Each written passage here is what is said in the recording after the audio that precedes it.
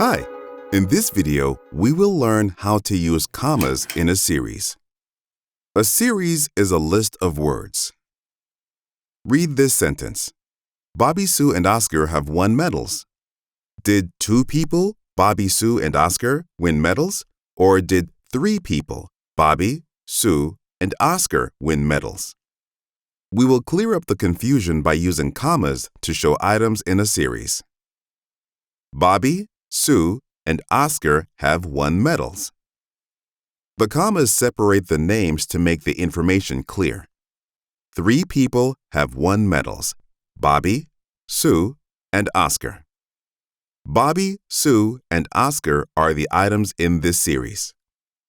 Now, take a closer look.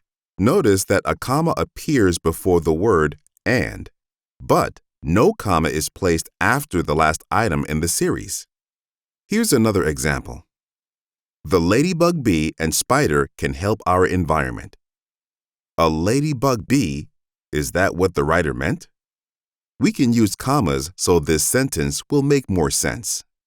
The ladybug, bee, and spider can help our environment. That makes more sense.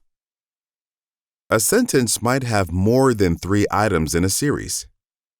Here's an example.